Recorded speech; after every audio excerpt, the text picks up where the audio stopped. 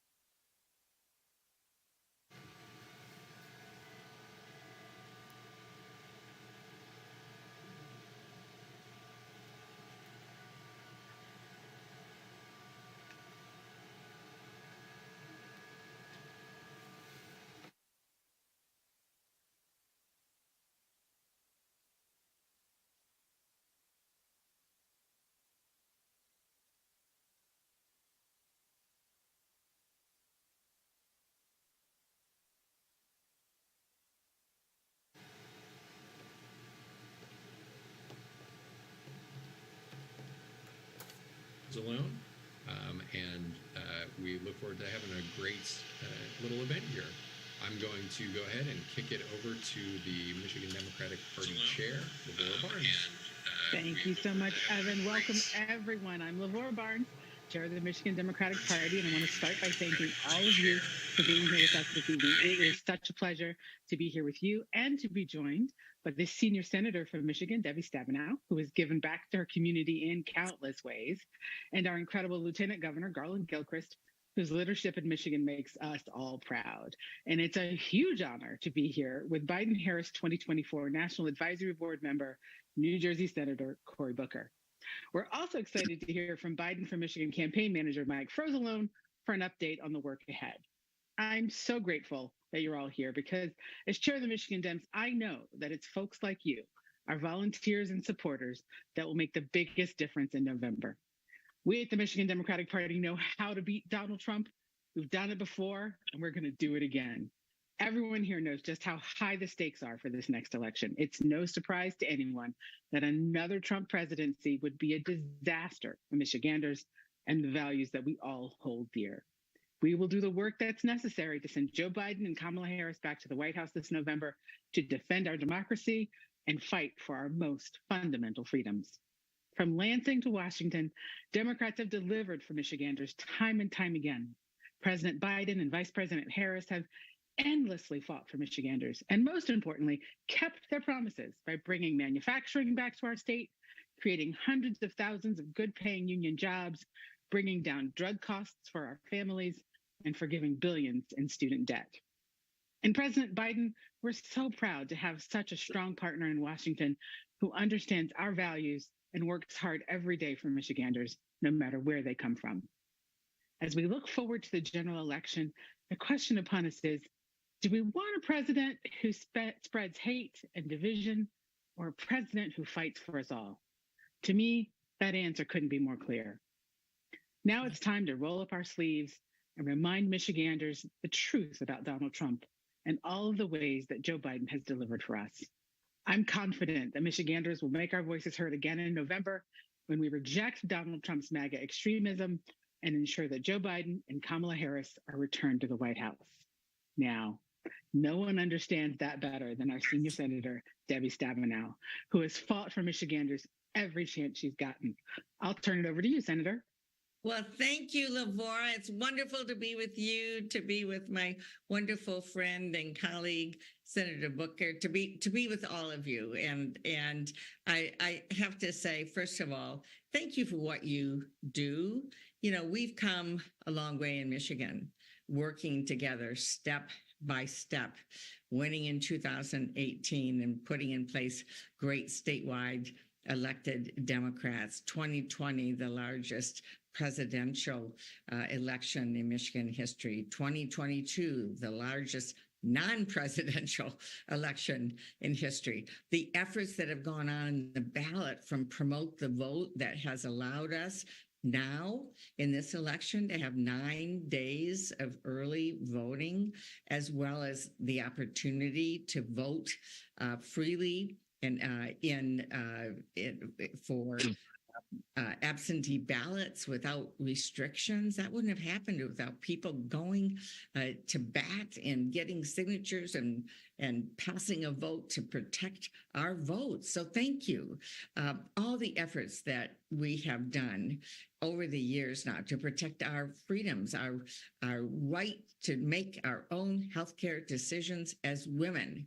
And boy, do we see what that means right now, given what Donald Trump has done through his Supreme Court, unleashing attacks on women over and over again, not just repealing Roe v. Wade, and not just bans, permanent abortion bans in multiple states, but attacking mifepristone, the medical process for abortions, and now IVF, family members of people who want to have babies using this process of in vitro fertilization. And Alabama is just step one in their radical agenda to control women, to control families.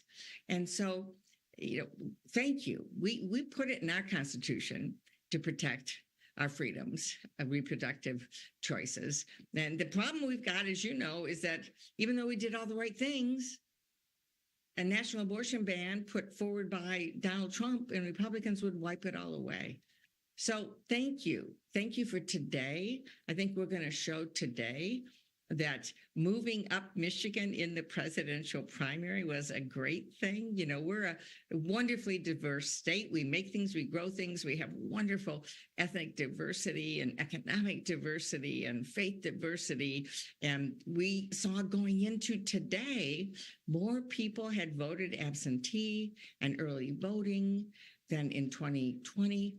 I think we're going to see a really good number tonight that really says to us people are excited, willing to move, excited about Joe Biden, Kamala Harris, and understand the difference between what's happening here with Joe Biden and Donald Trump. So we got a lot of work to do. That's why I'm glad you're here with us tonight. There's a lot more. Today's step one in a long process to be able to get this over the finish line.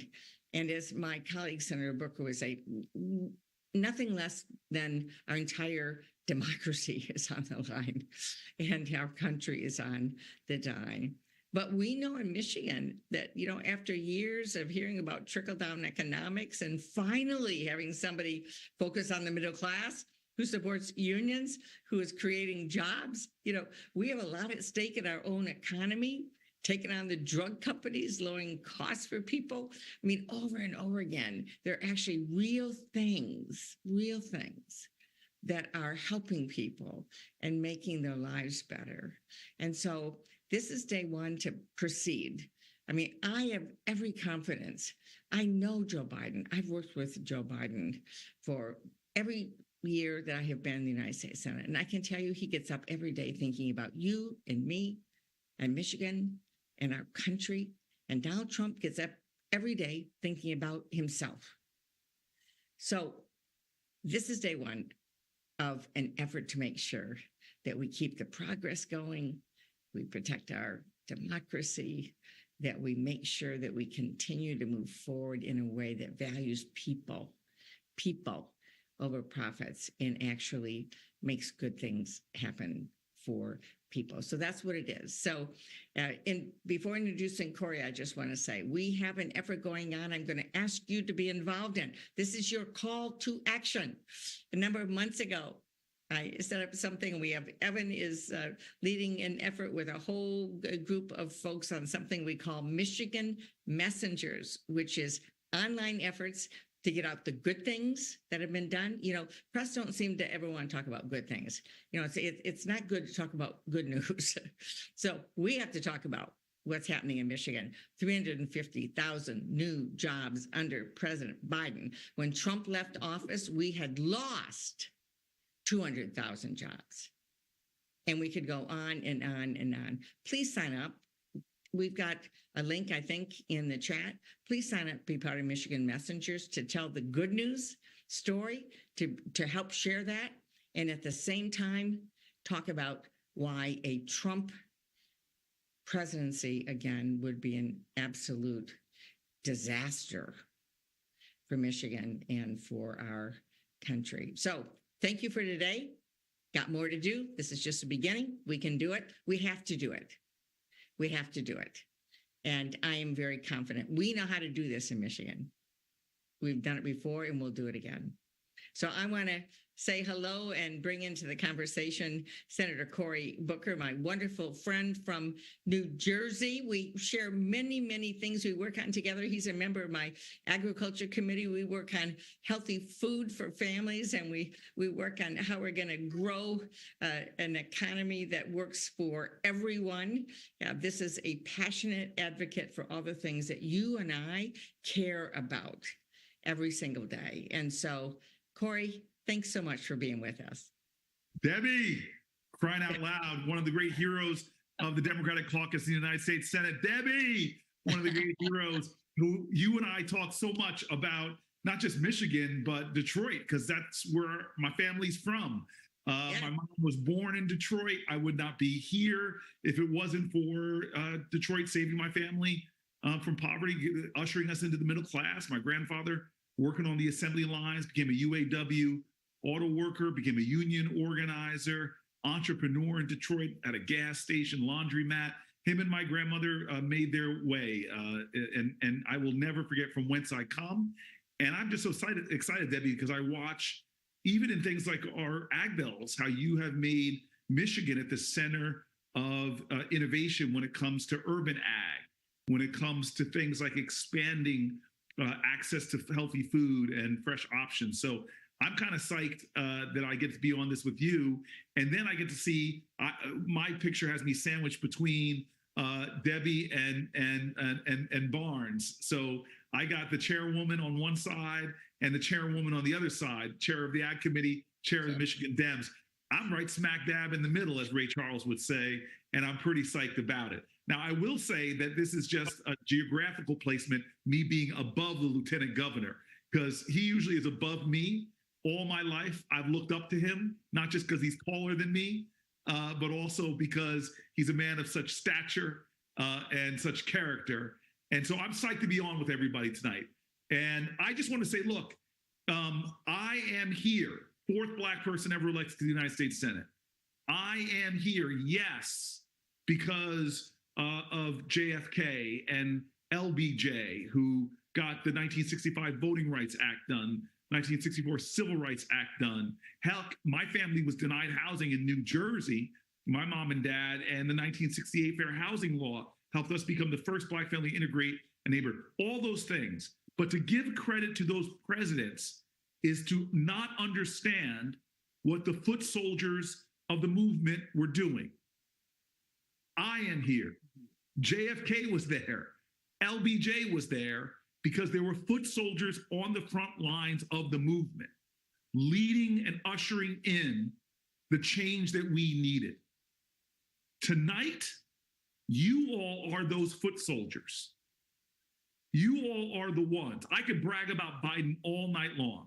Debbie listed a whole bunch of things, but that is not possible without the foot soldiers doing the work, sacrifice, the struggle. And what's at stake right now is not just legislation that's transformative, like the child tax credit that we passed, but only got it for 1 year. We were one vote shy, making it permanent, cut child poverty in half, biggest middle class tax cut of my lifetime. It's not just about the transformative legislation we can get done, Debbie, when we hold the Michigan Senate seat, when we get President Biden, Vice President Harris reelected, but it's also about saving our democracy.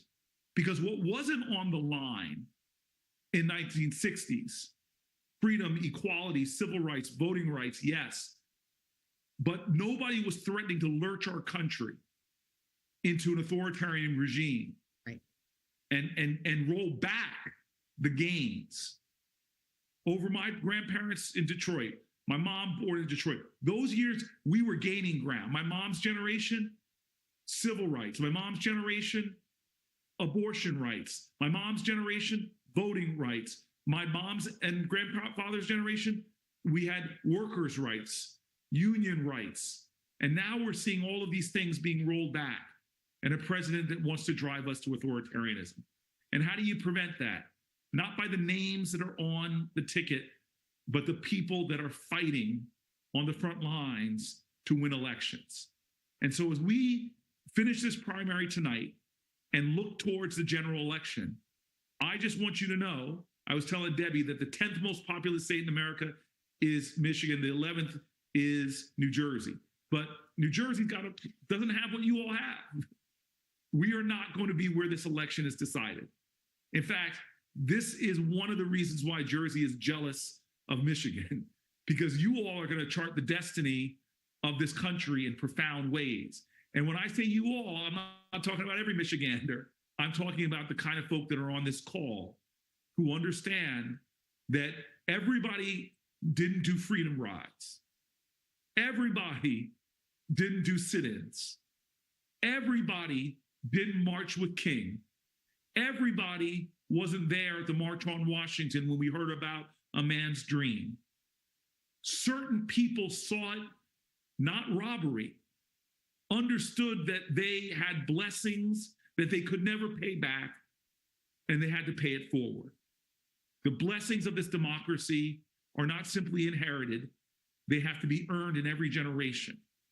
And you all are going to do the work to secure not just a Biden victory, but a Democratic victory that will ensure that future generations enjoy the blessings that my grandfather did and my mother did and that I am.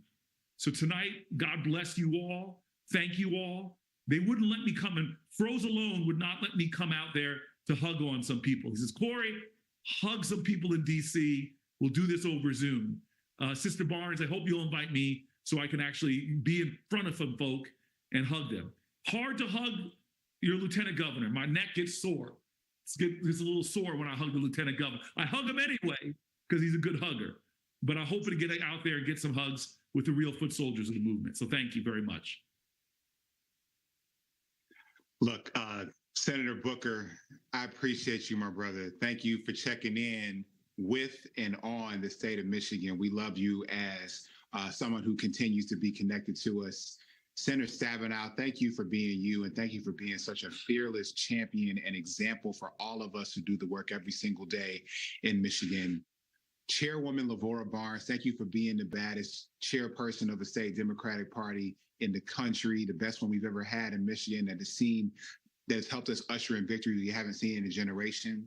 And everybody who put in work already and is ready to put in more work to make sure that we can win for families, that we can win for communities, that we can win for equity and justice and opportunity. Thank you for the work you've already done, and thank you in advance for what you're going to do. Tomorrow is the first day of this general election. It is the next opportunity for us to have another conversation with someone to bring them into this movement.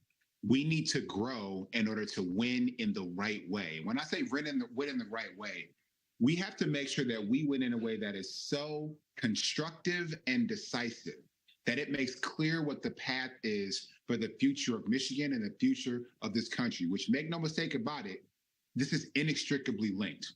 When we do the work in Michigan, that will pave the way for the work to be done across America by making sure that Democrats are showing up and showing out for one another.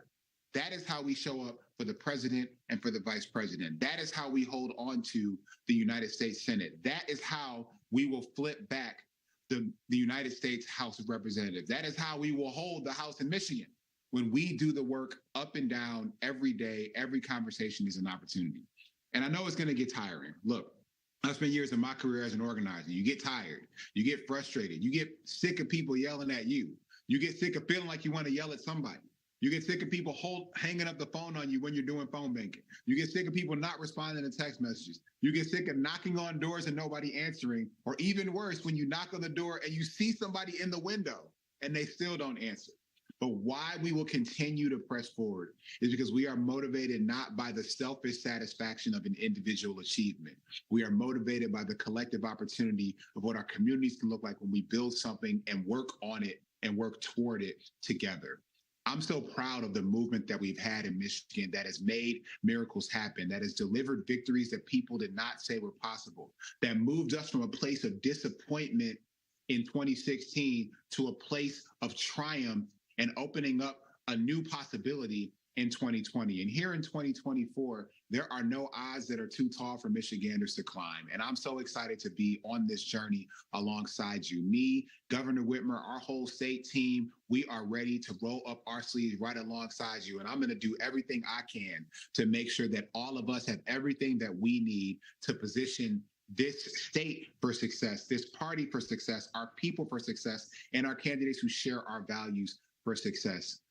The conversation, the debate, the opportunity here in 2024 is one that is about values. If we value creating opportunity for the future for everyone in an equitable way, if we believe that the future is big enough for everyone to be present in and play a role in, and we know that the biggest difference, frankly, between us and our Republican counterparts is that they are afraid of a future that is so inclusive that it includes you, that will push us to do this work.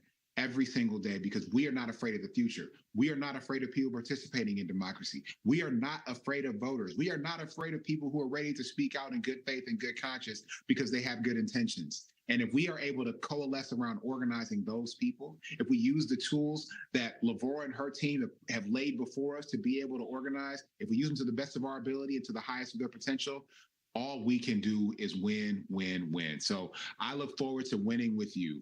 The path to November is paved with the effort that we put forth. And I trust your effort because I've seen the results of your effort. I've seen the fruits of your labor. And this president and vice president have seen it too. That is why they will continue to show up in Michigan. I know that and believe that, and they have demonstrated that and will continue to do so. And when they do, I hope that gives us yet another shot of adrenaline to keep going and to do more. So thank you, Michigan Dems, for being so committed, so connected, and so conscientious about the role that you will all play in making sure that this country moves forward here in 2024. God bless y'all. I'm hyped. I'm ready for tomorrow. I'm ready for the next day. I'm ready for us to get to work. Thank you so much, Lieutenant Governor, and to all of our speakers. Y'all are definitely doing a great job of hyping me up anyway. We are going to take some questions from folks now, and I just want to remind everyone that after we do a little bit of Q&A, we're going to get a special strategy briefing from Mike Frozelone, the Michigan campaign manager for Biden for president, so please do stick around. I'm going to condense some of these questions because we've got some kind of common themes coming through here. So if you don't hear your specific question, please do know that we are getting to as many of them as we can, and I may be condensing yours. This question is one that I suspect many of our folks could answer, but Senator Booker, it is in the chat specifically directed to you. Darrell asks or says, Black voters will be absolutely critical to Michigan in 2024. What should our message be to Black voters to encourage them to show up to the polls? And I'm just going to add to that to encourage them to get active in the campaign well before it's time to vote. Look, first of all, thank you for the question. And it's one that I get a lot. I'm the only United States Senator that lives in a predominantly Black community. I live in the Central Ward of Newark, New Jersey, a community where we don't mistake wealth with worth. It's a low-income community. And I have these conversations all the time. And the most persuasive thing for me is just to bring receipts and not focus on a lot of the things that too often we focus about. I love Joe Biden. I've got to know him personally, but it's not about him. At the end of the day, it's about the real, tangible things that we see in our community. And so I know fundamentally, I've now served under a few presidents in my decade in the Senate. There has been no president that has been better for the Black community than Joe Biden. And the examples, I would just get to know some of the things on the list. And I won't mention everything because it's a long list of what he's done. Number one, the lowest Black unemployment rate ever recorded is going on right now under this president and his investments he's made in the kind of job creation that we need. Number two, health insurance is critical for African Americans. You know this, that from diabetes to hypertension, stroke, we suffer from health challenges at greater levels than the majority community. Health insurance is vital. Well, the greatest level of Blacks covered by health insurance, thanks to hundreds and hundreds of thousands being added by this president with more affordable access to insurance. We've achieved that under Joe Biden. He cut the Black child poverty level in half with the child tax credit, something that, again, I worked directly with him to make a central part of his agenda. We were blocked by one vote for making it permanent. Trust me, the other guy is not going to make it permanent. We can do it if we regain the presidency in the House of Representatives, which I believe we will do. When it comes to having representation, no president has done what he's done. I mean, heck, he has put more Black women on the Circuit Court of Appeals than every other president before him combined. And he put a Black woman for the first time on the Supreme Court. In addition to that, when it comes to college affordability, he has been the president that has done the most and made historic investments, billions of dollars into our HBCUs. I just encourage you to get the facts because you all know in our communities, as in most communities, people don't want sentimentality, people don't want rhetoric.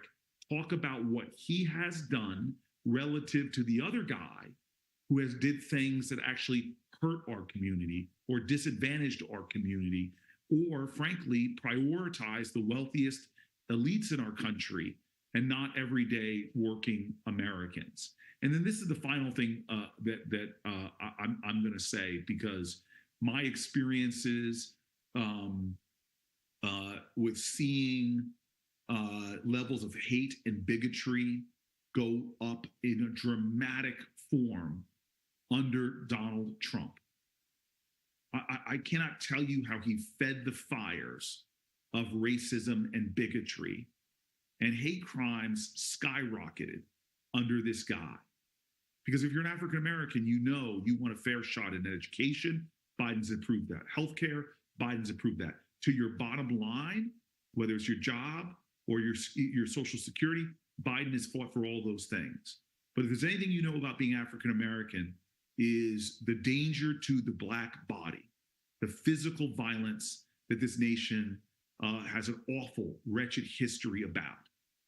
We do not need a president that is out there inflaming the us versus them, inflaming bigotry, inflaming xenophobia, inflaming hate, inflaming racism. We need someone that is going to be about healing, helping us to recognize the dignity of each other, how much we need each other, and how much we share a destiny. So again, Black folks are often told to make it about loyalty to an individual. No, this is a time that we should be loyal to what's best for our communities when it comes to the things that really matter. And from a president who stood up for Black farmers to even just getting lead pipes out of the ground, the biggest historic investment, please take the time to get the receipts. Because I can now walk around my inner city community in Newark, and if I have a conversation like this on the street corner, I can point to stuff that this president has helped us to achieve. And if you're out there fighting for this president, please get the long list of receipts for the things that he's done for African Americans, as well as all Americans. Because by the way, when you help the Black community, we are all so seamlessly interwoven in this country. You help all of America. Fantastic. Thank you so much, Senator. The next kind of clump of questions is pretty similar, but I think is best for our chair. And then I think we can transition very nicely over to Mike's presentation with some strategy, which I think will also address quite a bit of these. I do just want to remind folks as we're going through here, you've heard about Michigan Messengers several times from several of our speakers. I've been dropping the link to sign up in the chat and will continue to do so. You can find it there, and you will also get that link via email follow-up in the next day or so here. So Chair Barnes, I am seeing a lot of questions about enthusiasm, and in particular, how we can get enthusiasm up with youth voters and others who may be a bit disaffected right now. I'd love to get a little bit from you on that, and then we'll kick it over to Mr. Frozalone to give us even more. Thanks, Evan. I want to start by acknowledging the terrific answer Senator Booker just gave, which is really the answer to all of these questions. As you list the things that the Biden administration has done to support the Black community, there are things that support all the communities in this country and in this state. And it's so important that you all, as the senator says, get the receipts and use them with your friends, with your families, with your neighbors, with your children, with your children's children. Everyone you speak to needs to hear the truth about what Biden and Harris have done for Americans and for Michiganders, and also the truth about who Donald Trump is, what Donald Trump has done, and what Donald Trump promises to do to all of us if we allow him to get elected. So if you're looking for a place to find enthusiasm, you found it on this call with the folks on the call explaining the excitement of Biden and Harris, but you also find it every time Donald Trump and the MAGA Republicans open their mouths. And if you need more enthusiasm, if you need another reason to get excited, look in the mirror, protect yourselves, folks. Look around your kitchen table, protect your families, look in your neighborhoods, protect your neighbors, your friends, your community. This cycle, and I know I'm going to acknowledge Every cycle since I've been chair, I've said to you, this is the most important election, and I need you to work hard. And you all have worked hard. And I am grateful for the hard work that you have done cycle after cycle. But we need you again. We need you again. We need you again. And let me tell you this team, Mike's going to talk to you in a little bit. Evans here has built a whole list of things. I call them on ramps, ways for you to get involved. So if you're too tired to get on the doors, become a Michigan messenger and send the message out that way. Yeah. If you've got young folks and you want to go out and talk to them on college campuses, Mike's going to find a way for you to do that. If you want to show up at your church,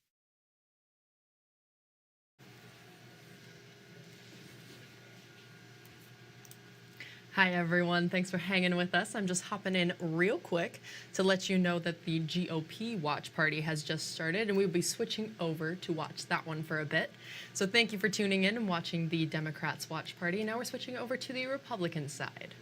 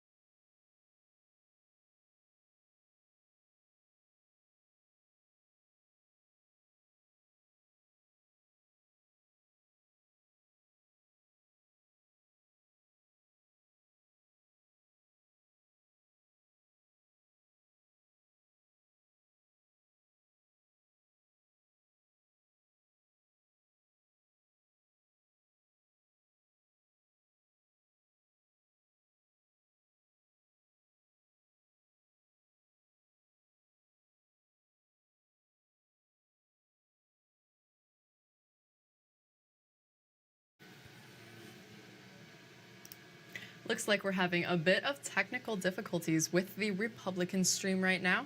We'll switch back over to that as soon as we can get into it. But for now, let's switch back to the Democrat stream.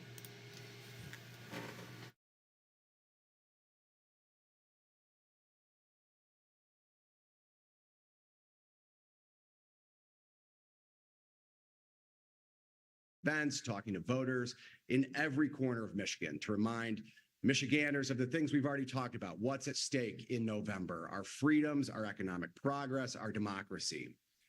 Michigan has made a ton of progress under the leadership of Joe Biden and Kamala Harris because Michiganders sent them to the White House. They capped insulin at $35 a month for 2 million Michigan seniors. They've incentivized manufacturing and clean energy here in Michigan, creating good union jobs, positioning Michigan workers to make the best cars and trucks in the world. And they're fighting to restore the protections of Roe v. Wade. President Biden is the only candidate in the race who promises to veto a national abortion ban that would take away women's freedoms to make their own healthcare decisions here in Michigan. Now think about what life was like in Michigan not that long ago under Donald Trump. He gave billions to his ultra-rich friends and big corporations. Michigan lost over 200,000 jobs, including 30,000 manufacturing jobs under Trump. In 2016, Trump stood not far from where I am now in Warren, Michigan, promised workers that if he was elected, quote, "You won't lose one plant." Well, you guessed it, just years later, GM shuttered a 78-year-old plant right there in Warren, Michigan on Trump's watch. And as you all know, he's bragged about overturning Roe v. Wade, called for punishing women who have an abortion, and is now running to pass a national abortion ban that would rip away the... Might be back, but now it just sounds like it cut out again.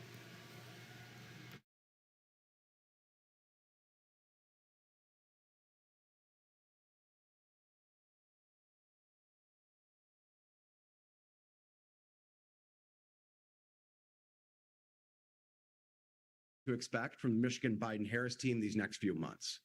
Again, as I said, first, thank you to all that have joined the campaign. You've already been out of the...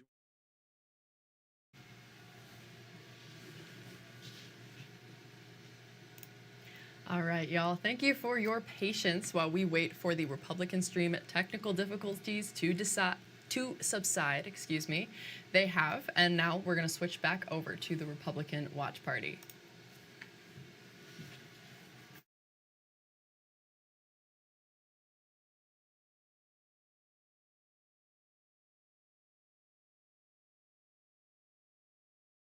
States Army feeding, housing, and caring for these illegal migrants coming into our country. Now, my opponent, a career politician, calls them law-abiding citizens. Now, I'm just an Army grunt, but I know that they are neither law-abiding nor are they citizens. And we need to take action to make sure that we secure our border, and I think that is issue number one that we need to focus on and win this race.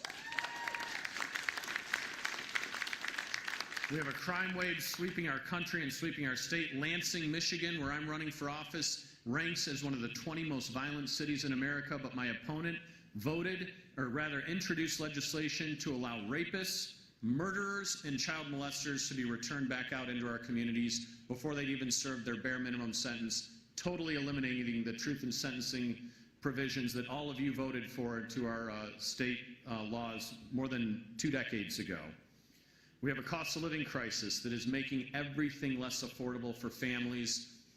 And of course, we have a national security crisis. As you saw in the introduction video with the chairman, our threats from China and other near-peer adversaries have never been more intense than they are right now. I spent 22 years of my life in the Army. I spent the first year and a half of that in South Korea as a teenager, right after I graduated high school. And the only reason we were in Korea was because the Chinese Communist government was supporting the North Korean regime. And now they are coming here to influence things here in Michigan, and we have to stand up and oppose them. So, as I said, the stakes could not be higher, the challenge could not be more clear, but we need to go into this with everything we have in our fire in our belly to make sure that we don't come up short in November. Your kids, your grandkids, my children, and the generations of Americans yet to be born are depending on you and I to get this job done, and I know we can do it together. Thank you so much for all of your help and support, and let's go do it.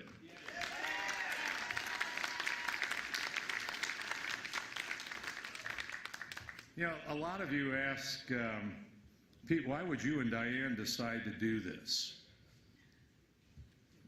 And the good thing is it's not a question that Diane and I are asking each other every night. I could only do it with Diane. We've got some folks here from Muskegon County and that. Yeah. And they know that, you know, Diane and I, we did Congress together for 18 years. We were partners, and we're going to do this together for the next 10 months, although Diane is in Florida today. But, you know, why be in Florida? It's 67 or 70 degrees here in Michigan. So, but, you know, we expect that we're going to have fun and we're going to be successful. How do you have fun? Well, you know, Trump was in he was in Oakland County a week ago Saturday, and I had the opportunity to fly back with him to Florida. And I sat across from him for a few minutes, and we got done, and he said, "Hey, Pete, you got my phone number?" I said, "No, I don't." And so he took out a marker and a piece of paper, and he wrote it down and handed it to me. And I put it in my phone, and I'm driving here today from Fenville. It's night, right? And I'm thinking, I've been thinking, you know, when will I ever use that number? And I'm thinking, I bet he would like to hear the news that we won in court today, and we are going to have a double victory. We had a victory in court today, and we're going to have a victory for the president tonight. So it's kind of like, let me try this number. So, you know, you say, Siri, call Donald Trump. The phone rings. After 3 or 4 rings, it's, "Hey, hi, Pete." It's like, oh, it's the president. So we talk for a few minutes. I tell him, "Hey, we won in court." He says, "How are we going to do it?" I said, we're gonna have a big win tonight. And of course, it's Allegan County. So I lose the call.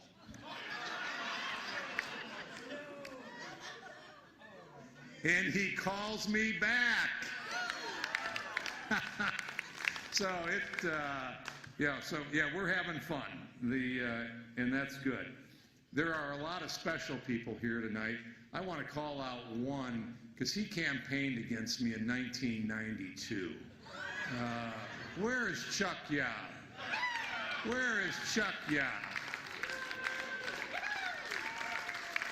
But Chuck gives you the definition of loyalty and partnership, because in 1992 he saw this crazy kid riding around the state on his bike thinking that guy ain't ever gonna win. Now Chuck disputes this every once in a while, all right? But on election night, I win, and 2 nights after that, there's a big Republican dinner in Holland. And I'd never met Chuck. And so this Yob guy gets on stage, and he says the nicest things about me for the next 5 or 7 minutes. And it's like, you know, not that long ago, he wasn't saying those things about me. I still haven't met him. But, you know, he and I have been friends for the last 32 years. And we've stood side by side. But that's what unity is about in a Republican Party. He epitomizes it. That we have our fights in our primaries, we have our internal squabbles, but the ultimate purpose of a Republican Party, of a chairman, of Republican members, is to elect Republican candidates and elect people that are consistent with our values and belief for America. And, you know, we're going to have some primaries. We are going to replace and fill the open seat of Debbie Spend It Now. Okay? I failed in that 12 years ago, and I failed miserably. The good thing is we have better candidates running in 2024 than what I was in 2012. And 2 of them are here tonight. Mike Rogers? All right. Come on, come on now, okay? Come on now. Yeah. And I think Peter Meyer is here. Is Peter here?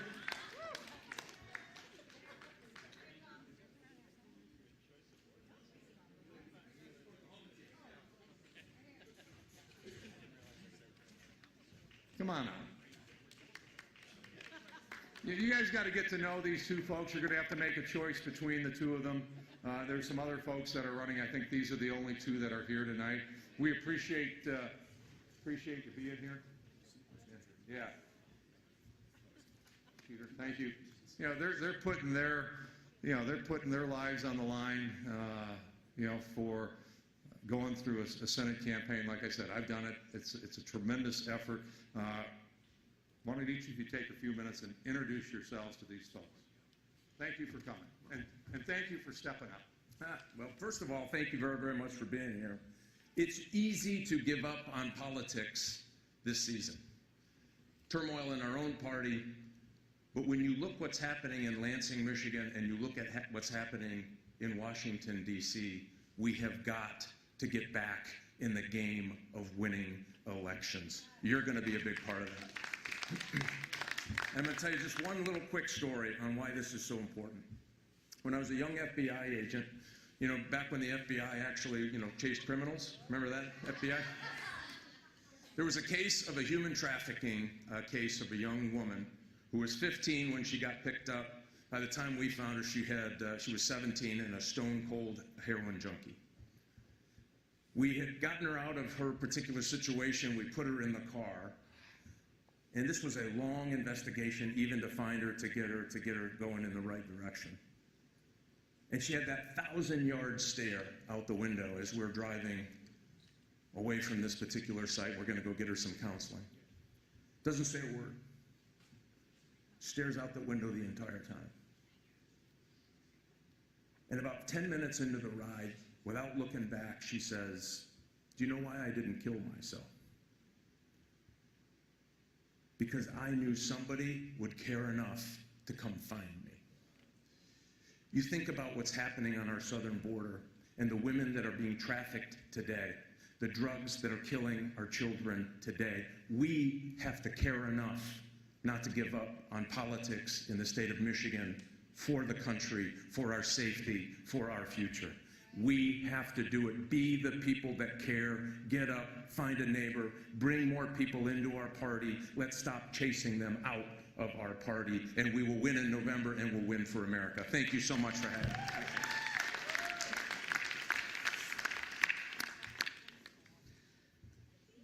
There is a concept I just want to go through. Disagreement versus division. Right? What we are seeing here today, and what I think we all stand and represent here, is recognizing that disagreement, having a big tent, that can be healthy. That is a sign of a winning coalition that can defeat Democrats in November, that can make sure that we flip Michigan's 3rd congressional district, which is in Democratic hands for the first time since Watergate. That is what will allow us to elect the first Republican senator in this state since 1994, and what will also propel us to make Joe Biden the first one-term president on the Democratic side since Jimmy Carter in 1980. Who's excited to see that happen in 2024? But I say disagreement versus division because division is what I fear. It's what I fear. It's when we spend more time attacking each other than recognizing that somebody agrees with you 80%, as Reagan said, or even 90%, or even 95%. You don't forget about that 5%. That can still matter. That can still come out in the primary. That's obviously I learned, right? That is not non-trivial. But at the end of the day, there is so much more that unites us as Republicans than divides us. We can have disagreements. We can say, you know what, I'm coming from this position. I see it this way. That's fine. But at the end of the day, coming together, recognizing that Republicans are what are going to bring back the values that made America a superpower, that cause our adversaries, terrorist states like Iran, to tremble at the thought of us, that makes sure that the American dream, which Joe Biden has pushed out of reach through his inflation, through his criminal neglect of our border, for his failure to enforce laws, and don't get me started on the way the media runs cover for him every step of the way. We cannot afford to be divided as a party. I did, because January 6th was bad, and you know what? I think we would have had better victories in November of 22 had we not had that path go down. You can disagree with me on that. Sir, you can disagree, and I will have this conversation later, but this is what I'm saying. Disagreement, that's fine, but guess what? I'm going to support the Republican in November. Are you? Absolutely. See, that's the difference between disagreement and division, because disagreement is healthy. Disagreement is healthy, but division only does the Democrats a favor. So we cannot let them be the victors in the Civil War. We must come together and make sure we elect Republicans up and down the ballot, because 2024 is the year we take this country back. Thank you.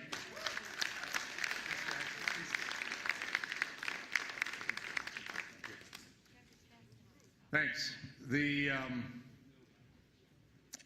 Wouldn't it be nice to listen to a senator to talk the way these guys talk? As a Republican representing the state of Michigan. We haven't had a senator since the year 2001, and this is the opportunity to change it. I think Paul Hudson is here. Where's Paul? Paul, get to know Paul. He is one of the candidates that is running for the, I don't know what district it is. What is it? Third. Okay. The third district. Yeah, we got to get Muskegon some good representation again. And so we're going to make that happen. Paul is one of the guys that is going to do that. I think we've got, not that I'm looking to fill up time, I'm not. Go get another drink or some more food or whatever. I would expect that it will not take long for the networks to call the state for our presidential candidate. And at that point in time, I think we will have a special guest call in. And again, talk to Mike, talk to Peter, talk to Paul. We've got some of our state reps and state senators here as well. We got Bernadette Smith here, who is one of the candidates for the National Committee woman. that's where I maybe get into trouble with, because I've now mentioned some candidates. I hope I haven't forgot any that are here. But hey, relax, and we will wait for our special guest in a few minutes. Thank you.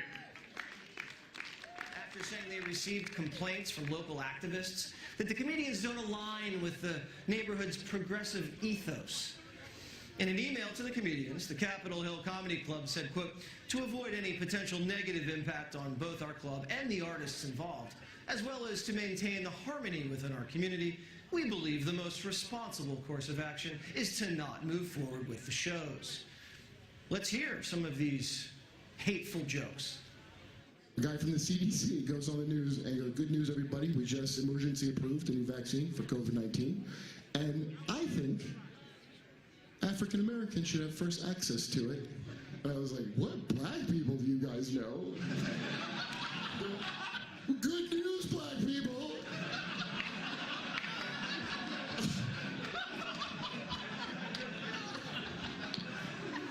We just emergency approved. Like really fast. A brand new vaccine. And you get to try it first. Look, I would like a Netflix special. I got to be honest, but I'm a middle-aged white male. I got no shot. The only way I get a Netflix special at this point is if I